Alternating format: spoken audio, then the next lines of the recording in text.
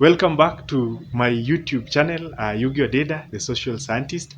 In this channel, we discuss social issues that generally affect us, social issues such as marriage, relationship, health, amongst social issues that generally affect us in our day-to-day lives. If you are new to this channel, or if you are watching this video for the first time and you have not subscribed, kindly, I'm urging you subscribe, so that anytime that I upload a new video, you may be notified so that we can learn together the content for that particular video. Now, today I want us to focus on a disease. And before we start, I want to remind the viewers that the words that I'm going to use are the normal English words that we always understand. So I will be calling them by their names so that we may get the actual meaning, lest somebody misunderstand or misquotes the words that are being used. So I will be calling everything as it should be. So if by any given chance, according to your culture or anything, you are affected, kindly, it is my personal appeal that for the sake of learning, it will be prudent if the words, the parts are called as they are. Welcome to today's presentation. Menstruation comes with two things. One is the cramps or the pain, and number two is the flow. I repeat, menstruation comes with two things, the pain and the flow.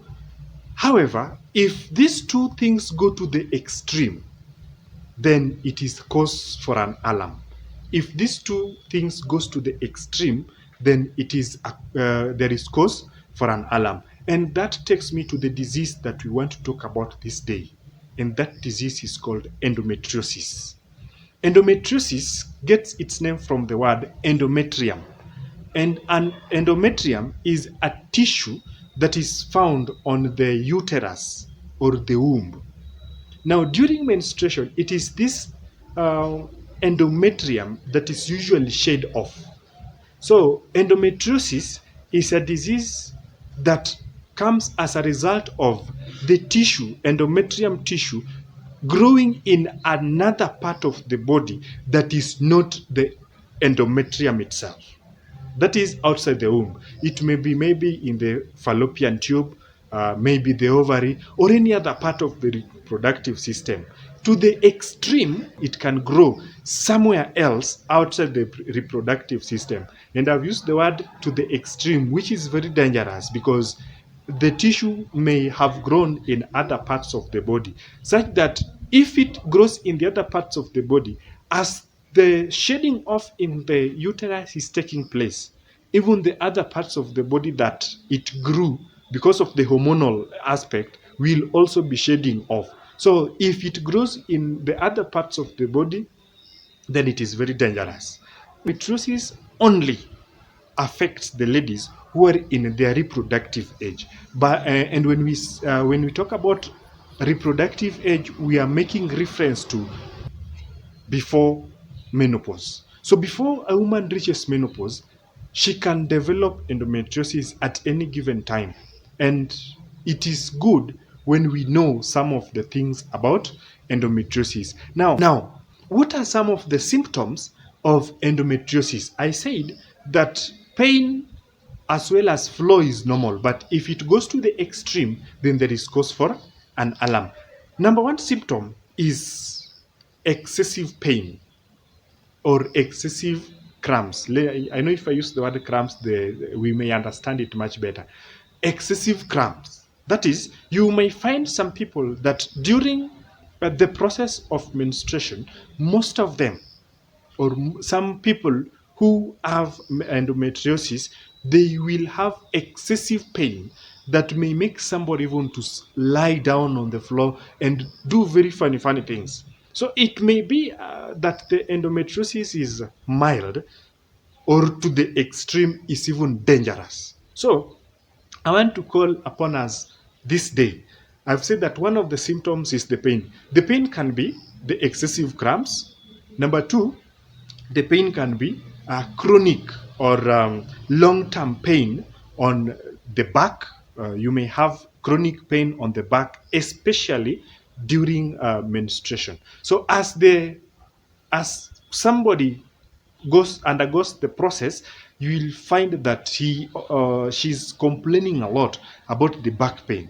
That is a cause for an alarm. Another pain is pain during copulation.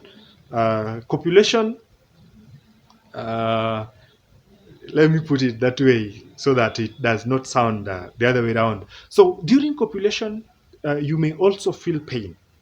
It can be the normal copulation even when you are not attending or even during attending. But the worst is anytime that you are having pain during copulation, there is a need to check on your body.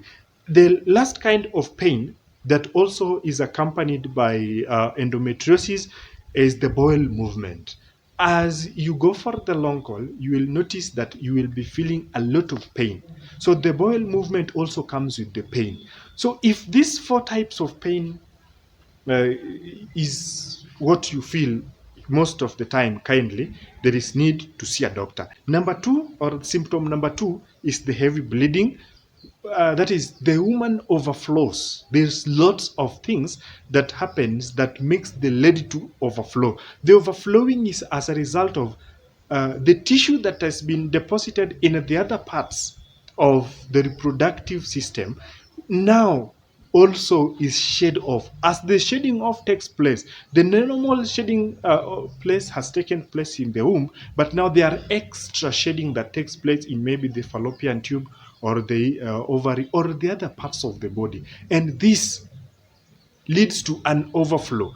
That aspect of flow needs to be rechecked and relooked so that something can be done about it. And of course, the third symptom, which is usually realized later on in life, is infertility, where you have tried to get a baby and you have not been blessed with one. So if you go through the processes, you may find that maybe it is because of endometriosis that you are suffering from infertility. And this is something that has disturbed many couples who the partner may have been experiencing a lot of pain and excessive flow in the normal menstrual period.